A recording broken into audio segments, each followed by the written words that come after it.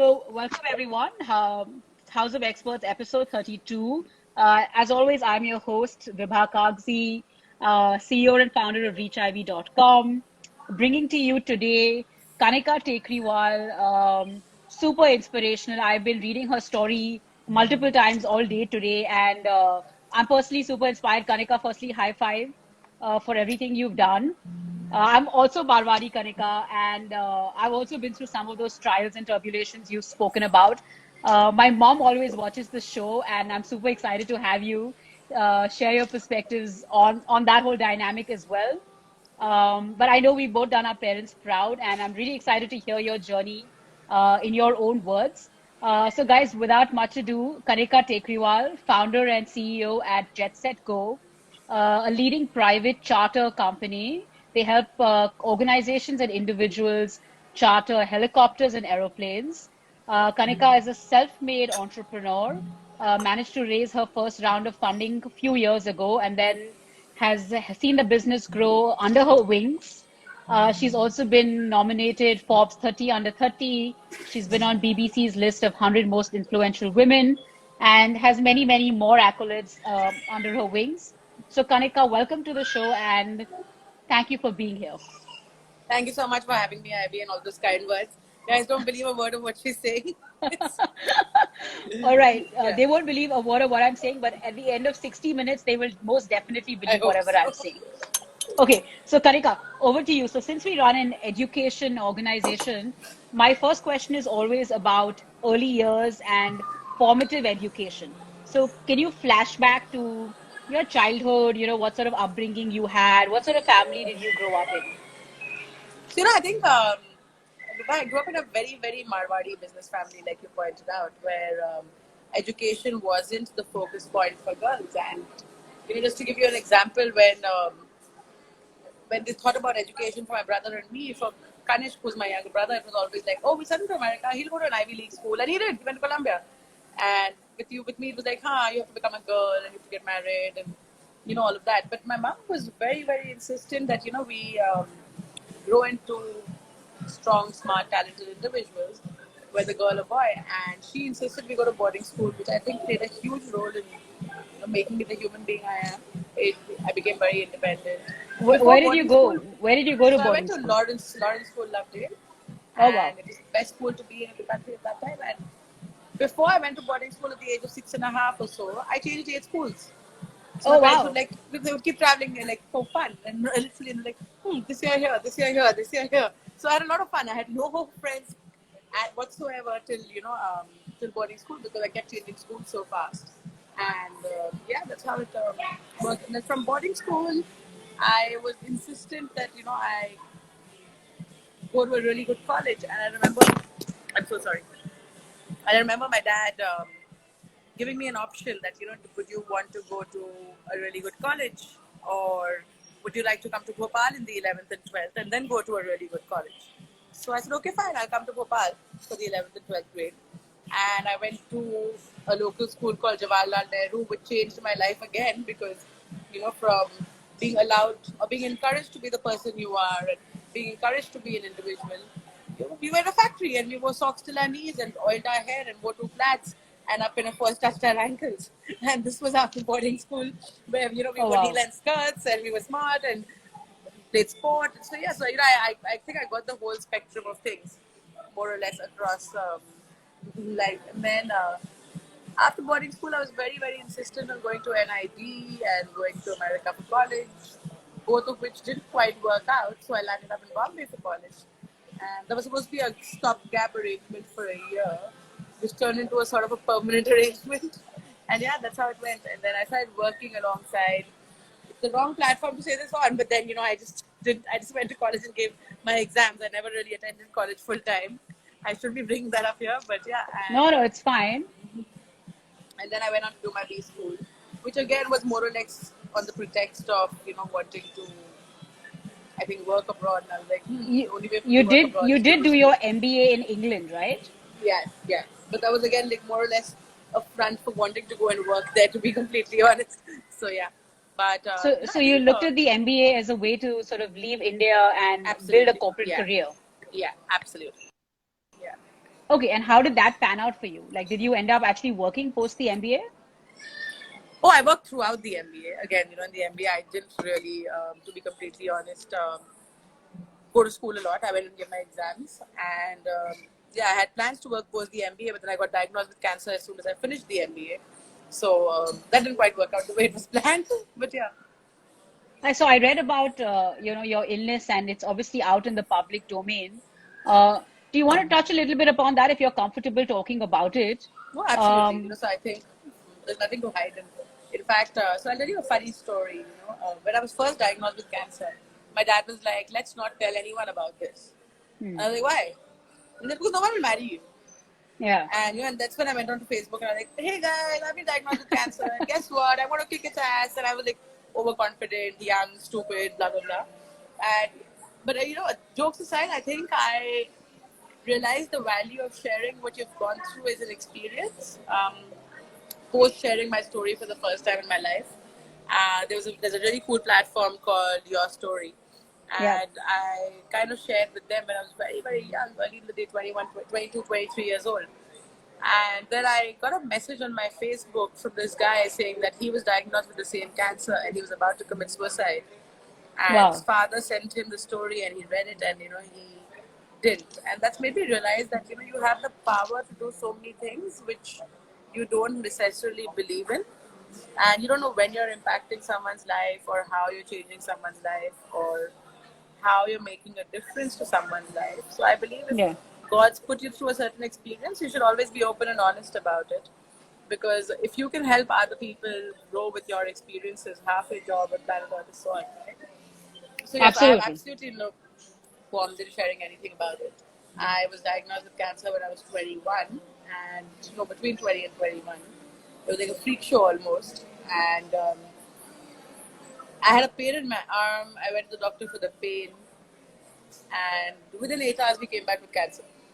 And I think, never once did I believe that I couldn't fight it or that I couldn't, go through the battle or come out of it shining. For me, it was always about what happens after being cured. Will someone give me a job? Will I be able to make something out of myself? Will I be able to Sure. work? So I always say, cancer was the best thing that happened to me. It was a year of sitting and doing nothing, going through treatment, chemo, the radiation, running around, a lot of worrying, less worrying, Hmm. breaking things. So yeah, but I think it made me the person I am today. It made me a stronger human being, a better human being, if nothing else. Hmm. And I'm very grateful to God for putting me through the experience because I think the Kanika before cancer and the Kanika after cancer is a world of a difference. I would hate the Kanika before cancer myself, and I love the Kanika after cancer. So yeah. Okay, awesome. So does the world, Kanika. Obviously, sending you a lot of warmth, and I'm getting a lot of comments here. People saying very inspiring. Sanjeev, thank you. Chrisanne saying very motivating words. True fighter. Thank you, Chrisanne. Comment from Up Military saying that must be so hard. Okay. All right. Thank you guys for your comments. Uh, Oviki saying, Kanika ma'am, love your confidence. Okay. Thank you, Oviki. So Kanika, what happened then? So, you go through this life sort of battle, you finish the MBA. What happens next? How do you sort of regroup and move on? So I finished the MBA, then I fought cancer, and I wanted to work, and then my parents were like, they Get you're going married. to you're going to sit at home and recover from the disease for a year, and I spoke about my parents, guys, and my parents just trust me, and they were trying to wave to me, and I was trying to be like, oh, I'm not going to wave to you, but then I had to. So yeah, but anyways, my parents were like, you've got to take a year off, you gain 10 kgs, lose the 10 kgs, look normal again, your social acceptability will go down. And all that I had in my head was, I have to go change the world. I have to start a business. I cannot live in Bhopal anymore. I have to get out of this goddamn place. And that was the only thing on my agenda list, to be completely honest. And I did that. So I fought with my dad. I packed my bags. I ran away from home to Delhi. I lived with friends who were very kind, who took care of me, who gave me the motivation I needed and the belief I needed to keep going. And, I hustled my way through trying to figure out whether the idea I had will actually work, whether what I really want to do will actually work, and whether what I'm talking about will actually make sense. So where did the idea stem from? Like, how did you identify this opportunity? So we want to be completely honest. I was working in the private aviation space since I was 16 Okay. years old, since I was an undergrad, and I stumbled into that job by chance, and my love for aviation that made me stumble into it. So I always knew I wanted to do something in aviation. And everyone says, if you're a billionaire and you want to become a millionaire, start an airline, pilots are Yeah. useless, this is that, la la la. So it's not the most preferred business for most people. But for Yeah, me, I Warren loved Buffett aviation. And dismisses the sector. Warren Buffett is so negative on aviation. I fully agree with Warren Buffett in certain ways, but I also think imagine a world without planes. Where would Yeah, we be? Would we be swimming to America or sailing to America? sure, Right? So I sure. think as much as we love to hate it, it's infrastructure, logistics, and transport is the backbone to our economy. Guys, I'm really sorry. This thing keeps slipping off, but No stress. yeah. Uh, Anyway, so I haven't got my tripod and all those fancy accessories you need to do for all of this. But yeah, I'm a very simple person. So coming back basics, I think I was very passionate about aviation. I wanted to do something in aviation. I got a job in aviation. I worked for 5 years. I realized there is an empty space in India. I didn't have the capital or the bandwidth to start something in it, but I took a chance. So I moved to Delhi. I recovered from cancer, moved to Delhi. I spent a year meeting people in the industry, just understanding if there is a space for what I want to do or if what I want to do will really work. And testing waters, hustling little jobs here, there, doing small things, trying to figure out, can this work? Will this work? What do we do about it? And everyone always said, no, it's not going to work. Everyone who I spoke to told me this is not going to work, more or less. And they said, you're wasting time. Who's going to book a phone on a plane? And this is going to happen, and that is going to happen. And I think every no just made me stronger and made me want to do it more and more. So finally, I said, you know what? Screw it, let's do it. What's the worst that can happen? And that's exactly what we did. I started off from my bedroom. I would answer phones with 20 different names, like Mary, Sherry, Claire, this, that. I used to act like we're a very fancy company with only me. I was Ramu Kaka. I was the one answering the phone, making the invoice, booking the plane. So what we primarily started off doing was just, finding customers who want a plane and giving them to a customer and finding people who had planes. And surprise, and that so, was the app we created. so when you say finding someone who had a plane, you were connecting with mainstream airline companies or No, private private jet jet owners. owners? Private Okay, jet private owners. jets. Okay, okay. So So, what would happen there is basically, when you unlike the airlines which are like just 3 or 4 in India, there are about 200 private jet companies or private jet owners who use the planes for themselves and also lease them out to others. So I said I will take their planes and find customers who need planes and link the two, and I'm going to solve the biggest problem in the world, and I'm going to make the next Facebook of private jets and la la la la la. I mean, and then slowly every bubble got punctured, like boom, boom, boom, everything went wrong. So the first flight that actually booked through the app never happened, and I the still first flight remember never this. happened. Okay, wow. Yeah, we When got was the that? money. This was in 2014, I think. Yeah, so we got the money for the flight and we took the booking, we activated everything, I did everything possible. And then 2 hours before departure, I was told that the flight is not going to happen. And why? Because they had a technical issue. Oh, wow. You know, to be honest, that was all the reason to pack. That gave me all the reason in the world to pack my bags, never do this again, give up, and say, get going home. This is the stupidest industry to be in. And I almost did that, to be completely honest. And then suddenly something in my heart, made me feel like I've got to give this another chance. I've got to try this again. This cannot be it. And I'm sure there's a way out of this. And I said, I have to keep going. I tried a lot, didn't sleep a few nights, went through a lot of hell. And then finally I said, I'm not going to give in. I'm going to go back to the drawing board and see what can I do right to make sure this doesn't happen. And that's what you call a very fancy word in the startup world called pivot. I don't Sure. believe in the word pivot. What I believe is that you will make mistakes. Like we made a mistake. You will learn from them. You will realize how to improvise your business in order to fix these mistakes and make sure they don't happen again. And it may result in a completely new business model. To give you a simple example, you may start a business manufacturing pasta, and then somewhere Sure. along the way realize that there's demand for dough, and completely pivot your model and only make dough. And that's exactly what we did. I said we're not going to depend on other people for planes. We're going to figure out a way to run our own fleet, have our own operational control, our own operational flexibility, provide customers the best possible experience, which we control, and we will not depend on anyone else for this. And we went about doing that. And today we are operating Asia's largest fleet of private jets. So now you privately own this fleet? We don't own them, we lease them. You And lease now we're them? going to be Okay. owning. We just bought our first few planes in the last year. So now we'll also own a few planes. Okay, so what's the fleet size now?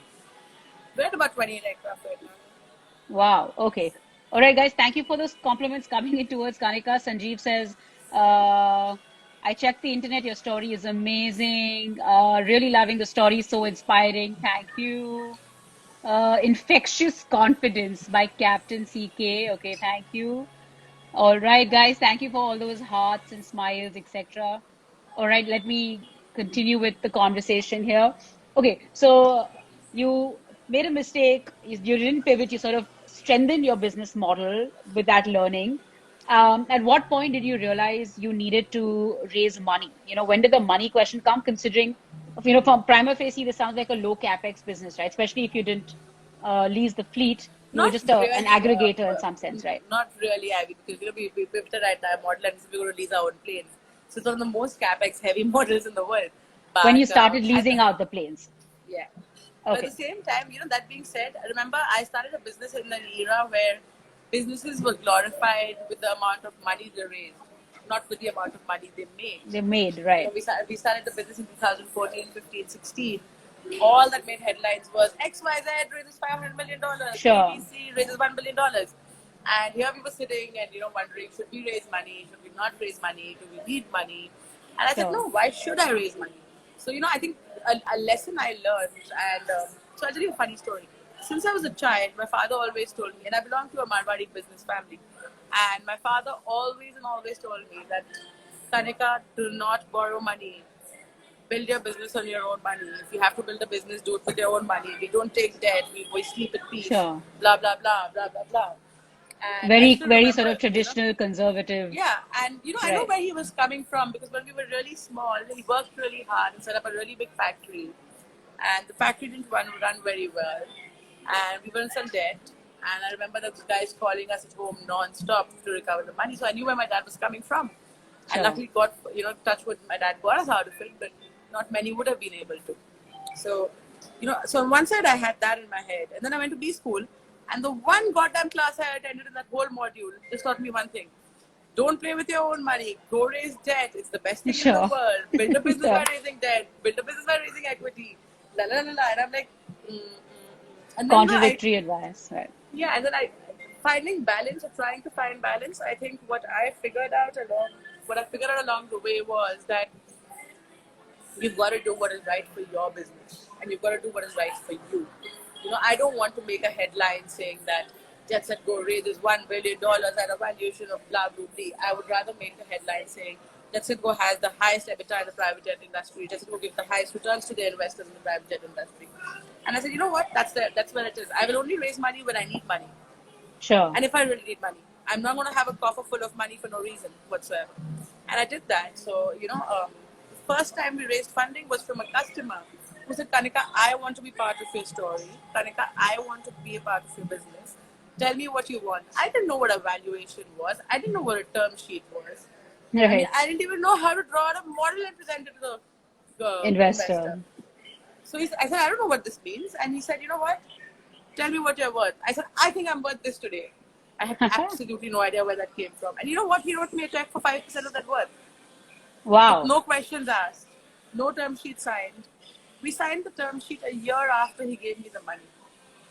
Wow. That money really helped us catapult ourselves way fast forward back in the day. And but my biggest learning from that was that don't chase capital. If you're building a good business and if you're building an honest business and if you're building something that's sustainable, capital will follow you. You Sure. don't need to go about chasing VCs and PEs and LPs and all of that. If you're building a real business, if you're building something that has a future, there is enough investment available in this world and there's a lack of investment opportunity. People will Sure. come running after you. Raising money was never a goalpost for our business. And I don't think it will ever be because, to give you another example, when COVID happened, for example, everyone in the airline industry tried to cut salaries, lay off people. do a lot of stuff which was considered the new normal, right? And I personally believe that your team's mental health is what is most important.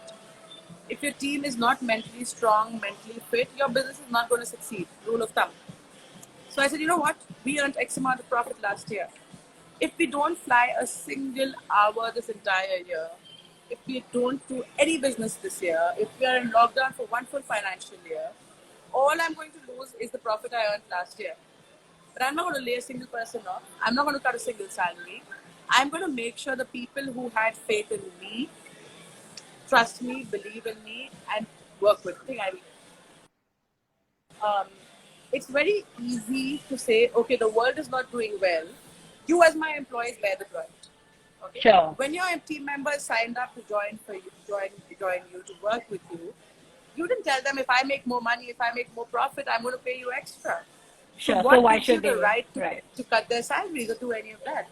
And I Okay. took that stand, and we've been very firm about it. And I think it's worked well because we've been able to build a sustainable business where we've not been chasing short-term gains, we've not been chasing short-term returns, or our goalpost hasn't been raising money. Our goalpost has been creating a real business which takes care of its people, believes in its customers and its vendors. We have a very Okay. simple formula that So don't. building a real business with real people, EBITDA focused, not really focused on crazy top lines and crazy valuations. Since you touched upon COVID, I have a question here on COVID by two people actually. So Sanjeev asked, since COVID has had so many economic downturns, post-COVID, any ramifications to your business? And the second question on COVID is, just in terms of the sectors, if people are taking private jets from, Bombay to Goa, etc., are they still required to do the testing for COVID? So, I'm going to answer the second question first. Whether you take a private jet or a commercial plane, God's not going to excuse you from COVID. So Okay, the we're rules all are the the same. same.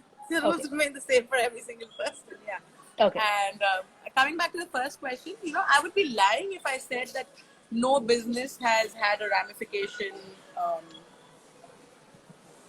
from COVID. You Sure. know, every single business has been affected, and every single business continues to be affected. So yeah, we were impacted. We didn't fly for almost 3 months. Our numbers are still not the same as last year. My cost of operation has increased, while my revenues have somewhat decreased. So my profit margins have decreased, and I would just say we're slightly better off in the commercial airline industry. Yeah, but of course we've all been impacted, and we've all been impacted quite well. Yeah. Okay. So I hope that answered your question. Of course, they are facing some pressure, and Kanika has been quite candid in sharing in what ways. Kirit Lad, thank you. Wonderful. Don't chase capital. That was a good piece of advice coming from Kanika over there. More comments about how inspirational you are, Kanika, from many people here. All right, I'm going to go on with the conversation. Okay, so you raised money when you needed it. You're not chasing valuations. You're not chasing sort of headlines. What are you chasing? What is the vision? Is the vision, is it the So I mean, number it's of very simple. fleet? Like, how do you, It's yeah. no, no, no, no. It's to create the fastest possible connectivity from point A to point B in the least possible time. And I put it in a very simple manner. People think I'm from the Star Wars or something when I talk about this. But 50 years ago, only the very, very rich had cars. Everyone Right. else had horse carriages or walked on foot. Right. Today, only the very, very rich have planes and helicopters. In 25 years, the third dimension is the only place you're going to have to use as a mode of transport. Owning a private aerial vehicle is going to be for the common man, and that's what we're working towards creating, and that's what I'm working towards running. Private jets are a step towards it. I think personal air mobility is the way forward, and that's what's going to change the world. It is the only space which is the least disrupted, and we work very actively towards enabling it. India is the ideal ecosystem for it because, look at our beautiful traffic, our amazing population, and the number of people we've got in the country. What better place than to make this happen? So, we have a very, very simple, a very clear vision and mission, which is to ensure we're able to get people from point A to point B in the least possible time, fastest possible manner, using the third dimension.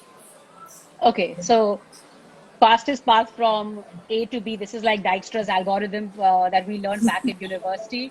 Uh, let's talk a little bit about cost, right? So can you run us through the, from a customer's perspective? I was on your Instagram page and I saw like a flight going for 6 lakh rupees from Bangalore to Mumbai.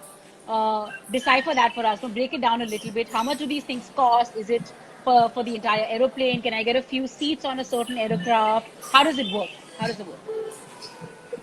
So what happens is there are three models in this whole space. So one is the pure charter model, pure basic private jet charter, which is what everyone uses with us, which is very simple. You book a flight from point A to point B, you pay the cost. It's a per hour cost. It starts at about 80,000 rupees per hour, goes up to 7 lakh rupees per hour. You can fly from anywhere to anywhere in the world, more or less. Okay, and that's what pays my bills. Then what happens is the byproduct of these flights, you have a lot of empty legs. Say Yeah. if you booked a plane with me from Bombay to Delhi, you're still paying me Bombay, Delhi, Bombay, right? So there's an empty leg. The plane has There's to an go empty back. leg, Delhi to Bombay, right? Okay. Yeah. So what we try to do is we try to sell that empty leg at a substantially lower price than what it would cost, and we give that difference that we earn back to the customer, the first customer, so as to reduce his private jet cost. I mean, Okay. the more I can work towards reducing customers' private jet travel costs, the more my customer will fly. So, I'm Sure. a sheer believer in volume. I don't believe that you should be doing 5 flights and making all your money. I believe we should be doing 500 flights and making the same amount of money, because unless this whole space, you don't increase volume and the number of takeoffs in this space, it's not going to work. Sure. And yeah, so that's the second product. And the third product is a slightly simpler product where we're experimenting with shuttles on certain sectors. We run seats on certain sectors. Sometimes we convert empty legs into seats, or we run month-long seats, shuttles, or 2-month-long shuttles from point A to point B, testing the market, testing customer willingness to spend, customers' propensity to pay. And here we sell seats on planes between, say, Bombay, Delhi, Bombay, Bangalore, Ahmedabad, Delhi, Hyderabad, Bangalore, yeah. And roughly at what price point is that? So, we've done a price sensitivity test for the last 3 years, and this was heavily subsidized. So, I think we've had seats go at 1,200 rupees from Bombay to Bangalore, Oh, sorry, wow. Hyderabad to Bangalore, going all the way up to 2 lakhs. So, yeah. Okay. And what's the volume on the plane? Like, how many seats do you have per flight? So, our planes vary in size and shape. I think we start from 6 seats, going up to 14 seats right now. Oh, okay. So very, very, very small. Okay. So the whole Yeah. experience is completely sort of pristine. Is it like a first class sort of experience? Is that what you're going for, or are you going for sort of a middle tier? Like, what is the in craft experience like? Um, I don't know how to explain it best, but let me just tell you, it's like having your own house in the sky. Okay. And you can't So compare a first class and a private jet experience. They're both way apart. Yeah. they're both way apart. Okay.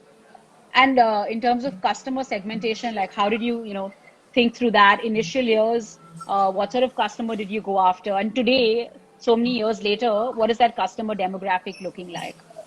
So I mean, I don't think if you're building a real, so I don't have a sales team, and Hmm. we spend $0 on marketing. We don't have marketing budgets. I don't believe in distributing presence to earn customers. I'm a bit cuckoo like that, but what I personally believe is that if you're offering a good product, your customers are your biggest champions, especially in a space like ours. So I believe in investing every single penny back into the customer's pocket. All my marketing, ATL, BTL spends, everything has to go back into the customer's pocket, is what I very firmly believe in. And what we did was, I think it was the first 5 or 6 customers that were hard. I went to pitch to everyone who I thought who could rent a private jet. And Sure. it was after that these customers, one happy customer led to talking to 10 customers. Each of out of those 10, 4 turned into customers. Out of those 4, they spoke to 10 more. And that's how the business is built. It's a complete word of mouth business. It's not a business where I can put up a really cool billboard on C-Link and say, "Oh, yo, I'm the best private jet company. Come fly with me." That's not going to work here. Sure. I mean, it's a business of trust. It's a business of reliability. It's a business where you have to deliver what you commit and promise, and that's exactly what we try to do every single day.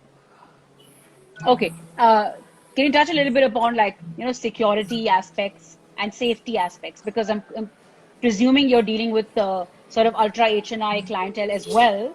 So how are you ensuring that? Like, what sort of protocols do you have in place? So I'll tell you something.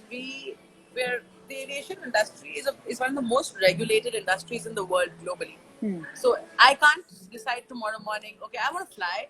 jet set go, start the plane, take off, land, boom boom. No, it doesn't work like that. There's no wham bam, thank you ma'am. It's a lot of paperwork and a lot of regulation. Behind each flight dispatch, there are almost 180 people involved offline and online, making Wow. sure the plane takes off safely. And this is about the outside of crew. You've got an MRO which takes care of your dispatch for maintenance. You've got an airport ground team. You've got so many people involved making sure that damn plane with one passenger takes off on time. Wow. So safety and security, I would largely divide into the quality of people who are operating your aircraft, repairing your aircraft, and running your aircraft, to maintenance, which is pure nuts and bolts and repairing of planes and things like that, to ground ops. And I personally believe that we aspire to provide the safest product in the market available right now, which is why we believe in hiring the best people. Most of our pilots are very, very experienced. They come from the services. They're more often than not fighter pilots. Because, it's not you don't need a pilot to land a plane. Okay? You need a pilot to fly a plane. You don't need a pilot to land a plane. What you need a pilot is to react in case of an emergency. Sure. A plane can pretty much fly itself. Right. Okay, I mean, quite literally put. So we believe in for hiring pilots who can act in exigencies, who can take the best decisions when required. So that's one part of it. As far as engineering is concerned, we work with some of the country's best MROs. They're like us. They're also trying to make it work, put in the best possible. We have our own quality control who takes care of all the engineering and who takes care of what the MRO are delivering to us. Our ground ops team is trained to make sure they give us the safest possible dispatch. So, I think safety and security are the number one aspects in this business, and you've got to make sure every passenger and crew member is safe in the sky. And that's exactly what we look at doing. I mean, it's been 12 years since I've been running this company, but I still don't sleep until every plane has landed wherever in the world it may be. Wow. Wow. Okay. So since you talked about, the 12-hour schedule, I'm going to take this question from Sanjeev, who says, Kanika ma'am, how do you manage your work? And he says your family, but you want to touch a little bit about how you're managing work life, and is there a balance as an entrepreneur, or that word doesn't exist in your dictionary? Like, where do you see yourself? So, I think anyone who talks about work-life balance is talking pure nonsense. There is nothing called work-life balance. There is no balance of any work or life. I have a very simple funda. I live life when I have to live life. I work when I have to work. So Sure. very, very early in the day, I realized that, if I'm going to try to take a Sunday off, it's never going to happen. Because only at 7 a.m. in the morning on a Sunday that a husband will decide to plan his holiday with his wife and then call me and say, Katie, I need a plane to go to Maldives. Can we do this? Can we do this? Can we do this? Can we do this? And I'm like, yeah, it's a Sunday and your trip is 1 month away. Okay, or on a Saturday evening at 10:30 p.m. Katie, I have a very important work meeting tomorrow. Can you please help me with this? And this is the customer service industry. I'm not complaining. I love this. Sure. If this didn't You happen, signed I up don't for think we would this. be flying enough. And I signed up for Right. it, right? So, I've stopped believing that we deserve a weekend or we deserve a Sunday or we deserve a Saturday. I have a very simple formula. I work, and I work till I get tired. And the point I think I'm going to burn out and fall and die is when I take some time off.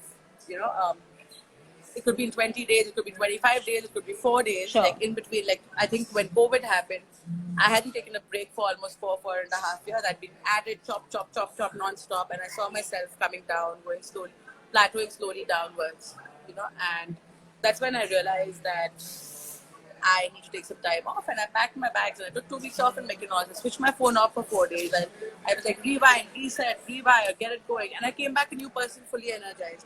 So I think it's Okay. up to you to find that balance when you need to find the balance and take the time off when you need it. If you're going to think Okay. just because the rest of the world gets 2 days a week off, you deserve them. Sorry, boss, then you better not be an entrepreneur. Okay, awesome. Sanjeev, I hope that answered your question. And Kanika, thanks for keeping it so real, because, a lot of people come on the show and they sort of, project this sort of ideal life, but I think you're keeping it completely true. Pranati says, damn true, working in the tourism industry can be a thankless job. Absolutely, Sabaha, it's so true. Thank you. Kanika, my mom, Hira, is writing on the chat saying she wants to experience your services and your facility. So we're going to get in touch with you Absolutely. separately on a side note. Okay, so you've been working very hard. You said, the goal for you is connecting people from point A to point B. at the fastest rate possible. How does this happen? Like, how do you translate a vision to reality? To do that, what do you think you need to do as an entrepreneur in the next 3 years, 5 years? What is it that's going to take you from what is it going to take you from point A to point B? I'm not someone who comes up with a 5-year plan, 4-year plan, 2-year plan, or even a 5-day plan for that matter. So while for the company, yeah, we have a sort of a rough vision board, a rough path that we sort of mapped out, chalked out, or whatever you may call it.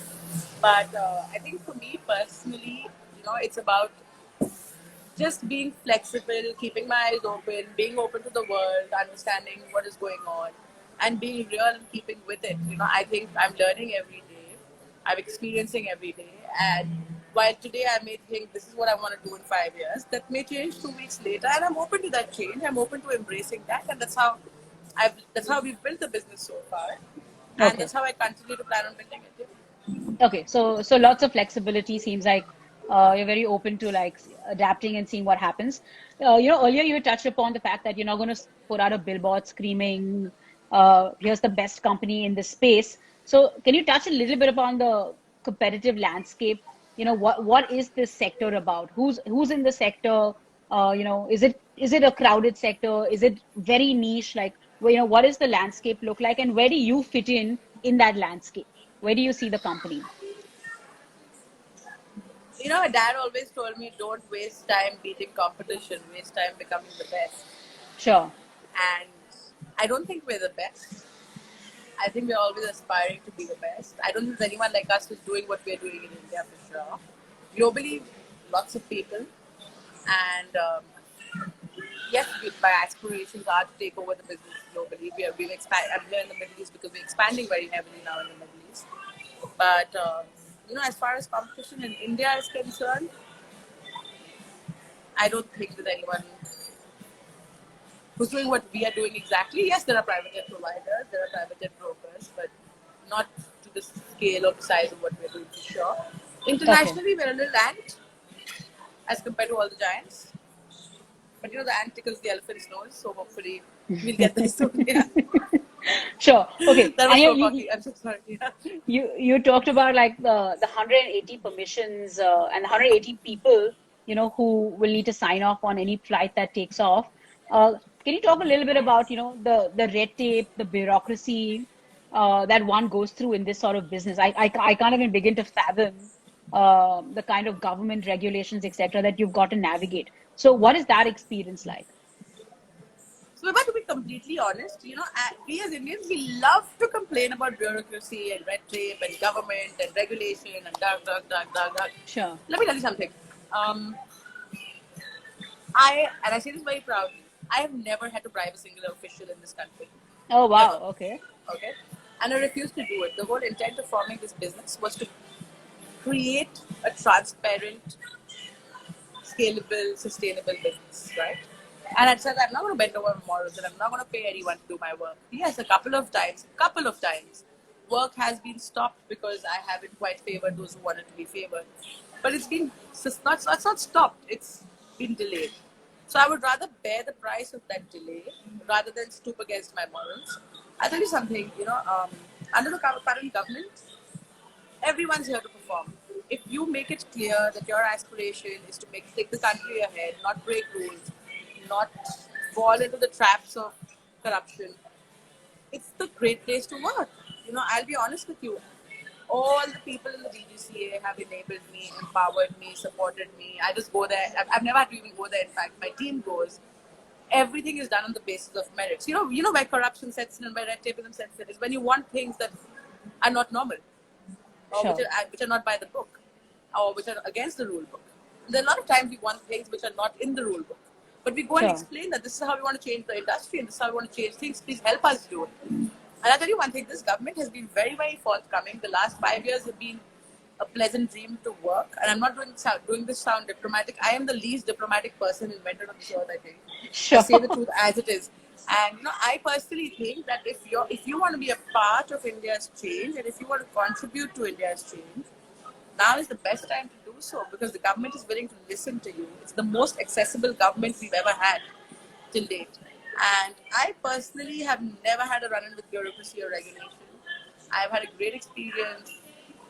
I mean, I think it is a great place to work. Oh wow. Okay. Okay. That's a very optimistic statement. Nice to hear that. Flying high on her morals and ethics. That's Kanika for you. Compliment here from Shweta who says, Kanika, you're a big inspiration for me.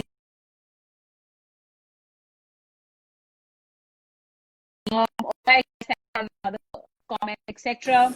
So Kanika, you run a services industry. Yeah, thank you, Krisan. Someone speaking so positively about the government, of course, very refreshing. Okay, I want to touch a bit about the in the service industry. All of us are guilty of flying a regular plane, and like if the food is cold, we will complain. If I don't get the water I ask for, I will complain. And I will complain at a ticket size of 3,000 rupees. If I'm paying 6 lakh rupees or more or less for a private experience, I can't even imagine the kind of customers you're dealing with and the kind of complaints. So tell us a bit about, the customer experiences you've had. Maybe share a story or two about, an interesting situation that you've dealt with and how you deal with customers. See, Vibha, I'll be very, very honest with you. And it's zero filters put. I learned very early in the day that all a customer is looking for is for you to acknowledge your mistake, say sorry, and give him or her the respect they want. It's a very Indian thing, and I don't mean it with disrespect, but we Sure. love to. If you make a mistake, like I'll give a simple example. Yesterday there was a plane that was going to be delayed. Someone from my team called me like, "Ma'am, can I please tell them the weather was bad?" I was like, "Why? You think they can't check the Hmm. weather report themselves?" "No, ma'am." I said, "No, you've got to man up and say, look, we screwed up, and that's why the plane's delayed by 10 minutes. And you know what? I'll make it up for you, because that's when the customer will really respect you." So we've had Sure. all sorts of issues. I remember once I had a customer who screamed at me because there were 3 pieces of cucumber in his salad against 4 or 5 instead of 4 or something like that. And he picked up the phone and like, bam, bam, bam, bam, bam, bam. I was like, yeah, I'm sorry, I'm sorry, I'm sorry, I'm sorry. And at the end of it was like, you had a fight with your wife today and you're taking it out on me. And he laughed Yeah. and he laughed and he laughed and he was like, you're the funniest person I've ever met. How did you know? I think it's about just being really honest, and that's what the service industry is about. Or what does a customer want? Whether it's a 500 rupee customer or whether it's a $5 million customer, they all want the same thing: respect and service. If you screw up, make up for it. Pick up the Sure. phone, say sorry, write an email, say sorry, make up for it. There have been times where planes have been delayed because my pilot was too, I don't know, was fighting with someone or something like that. I've actually gone and given a flight free of cost to that customer because I believe it's the customer's birthright, and that's why I think that it's really hard, the service industry, in more ways than one. But it's also the most gratifying industry, because when you change the customer's life, the praises and the well wishes and the care that you don't get from anywhere in the world. I've had customers, kids calling me up and saying, "Thank you, Kanika auntie, we are the best flight ever." La la la la. So there's so much you can do to impact people's lives, give them the experience they want. So why not? Sure. Okay, so you're saying service industry, keep it honest, own up when you make a mistake, talk to the customer, and sort of take the problem on head first, and you'll have a Absolutely. happy and sort of long-term customer. You're seeing an interesting comment here in the chat from Rajiv Podar. Hello, I'm an avid traveler. I've done lots of charters in Europe and America. There, it's such a breeze. Whereas when we do the same in India, it's like you're doing a crime. The legal hassles are a pain. You don't get any priority. How do you deal with this since as a paying customer, you're paying such a premium? Any comment here, Kanika? Is there a Of lot of course. legal hassles? Yeah. Rajiv, clearly you're not flying Jet Set Go. So, That's your so answer. Because it's not about the country being a breeze. It's about the operator making it a breeze. So if the operators face legal hassle, that's me. I should face the legal hassle. I should face all the hassles. For a customer, sure. it's just about, okay, I want to fly Bombay to Delhi and make it happen. Boom, boom. Like, whether I get priority or how I get priority is my business. So Sure. So just touching upon that, since you said clearly he's not flying jet set go and he's probably chartering directly with I don't know, Indigo or Jet Airways or whoever exists in this market. So how is that different? How is it as a customer? How is it different for me to go via you versus directly charter a full flight from, a sort of mainstream airplane company? I would say Vibha is the same difference as ordering a pizza from Domino's or from the Taj. Okay, so it's a whole different experience, you're saying. Absolutely. It depends on the operator, right? It depends on how you perform and how you make things happen, what your relationships are, how you systematically organize things or disorganize things. So, yeah. Okay, great. Rajiv, I hope that answered your question. Question here from Sanjeev who says, Kanika ma'am, who are your corporate celebrity clients, Bollywood and cricketers and stuff? Are you dealing with celebrities, Kanika? The reason they're traveling with us is their confidentiality. So, I'm not telling you who's flying with us and who's not. Okay. Oh, all right, Sanjeev. In that answer, I think there was a subtle hint of yes, she does have a few clients who are in that celebrity category as well. So, Kanika, I want to touch upon, since you've kept it so candid, for anyone considering this as a career, what are some of the pitfalls of this career as you sort of have been through this journey since so many years? What are some of the 2 or 3 things that give you nightmares where you're like, oh my God, if I could just get rid of these issues, like my life would be so much better. What are the major pitfalls in this sort of career? I mean, I love what I do, so I don't think there are any pitfalls. However, that being said, like any other service industry, you've got to be available 24/7. You've got to put your personal life on the back burner a lot of times. You may be preparing, say if you're a corporate jet pilot, it may be your anniversary this tonight, and you get a flight. Well, guess what? You've got to go operate the flight. So yeah, it's not the most flexible industry to be in. You can't call in with a stomach pain because you feel like it. You've got to Sure. go and do your job. So, but at the same time, it's an amazing place to be in. You explore the world, you explore new places every day. You meet such interesting people. You learn so many things. I mean, I wouldn't trade this with anything else in the world. You wouldn't trade this experience for anything in the world. Okay. So if you were going to pick an alternate career in your next life, would there be one or would you snap back to the same career track? Sorry? If you were to pick an alternate career in your next life, would there be an alternate career or would you stick to this one? Oh, I love trying new things. Since I've already done this, I would think of something new the next life. Maybe an astronaut or something. Okay, but still connected to flying, huh? There's something about aviation that's just, Oh it's no, got maybe, your I don't know. goat. It could, yeah, probably. Or maybe scientist even. I don't know. So what is it about the sector that got to you, initially? You said you worked in the sector for many years since you were 16. What is it about aviation that has got you captivated? I don't know. I've always loved aviation. When I was really young, I think I was 4.5 years old. There was a plane that landed, a helicopter that landed on the roof of our house, which was a military helicopter, which had gotten spoiled. I thought it was a giant cockroach which had come to eat us up. And then the pilots of the helicopter showed us around. The helicopter stayed on our roof for almost 10, 12 days while it was being fixed. Wow. Our roof developed cracks. All sorts of funny things happened. And I think that's where my love for aviation began. There was no internet at that time, and we would read these Britannica encyclopedias. And there was one book on planes and helicopters which I knew backward to forward, forward to backward completely. And yeah, I think that's where it all began. And I wanted to become a pilot, but that didn't quite happen. So yeah, that's how it all went. Yeah. Kanika, that scene is make me visualize a film on you. Huh? That would be the opening of your biography.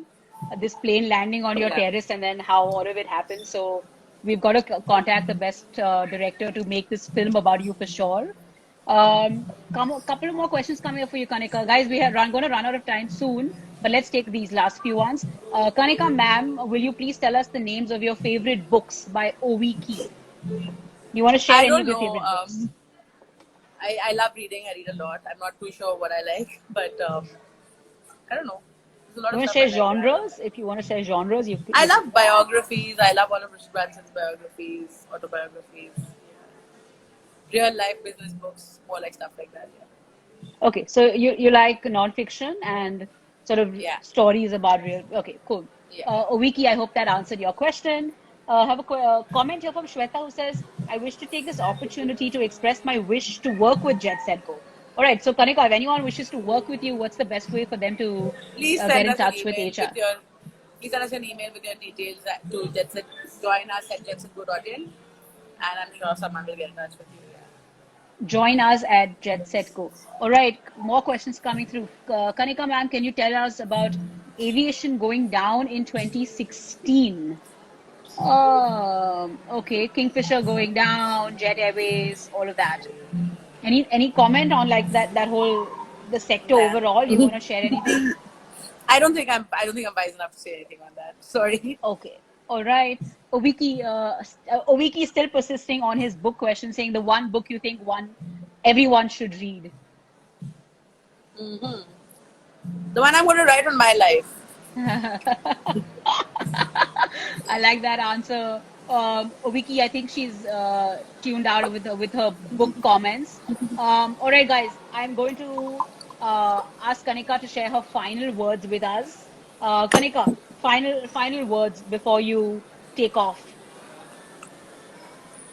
I don't know. Just stay strong, believe in yourself, and keep going. Yeah. Stay strong, guys. Believe in yourselves. Kanika, thank you so much. The conversation has been, exactly as I envisioned you, and I'm waiting to now meet you in person whenever you're back here in Bombay. You've been super candid, upfront. You've kept it real, and I think that's what's really, I think it's a hallmark of your company. You embody the traits that your organization stands for, and I think that as a CEO founder is super important. Really insightful session, absolutely. Okay, Jet Set Go. Thank you so much. All right. Thank you guys for all your Thank you comments. so much for having me. I'm going to let Kanika leave now. Thank you, Kanika. Thanks so Thanks a much. lot. Have a good day. Bye bye. All right, guys, that was episode 32 of House of Experts. Thank you for everyone for joining. Thanks, Sharon, for watching and listening. Stay tuned. Next week, we will have someone from a completely different sector share their lives and journeys. Thank you so much for listening, tuning in, for all your comments. Thank you, Shweta. Absolutely very inspiring. As I said before, I started the show to inspire others, and I leave the show with goosebumps every time. Thanks, Oviki. Yes, it was amazing. Guys, we will have a full copy of this on the Reach IV Instagram page, as well as on YouTube, as well as on our website, reachiv.com. If there is a certain speaker or a sector that you're interested in, please write into us at Reach IV or write directly to me at Vibha Kagzi, and we'll see what we can do. If you'd like to propose a guest, feel free to, and we'd make sure we'll get in touch. Until then, have a great evening and stay tuned. And all the episodes are also now available as podcasts on Apple, Ghana, Spotify, and many more. Thank you so much. Thanks, Shweta. And stay tuned, guys, and look forward to staying connected. Thank you.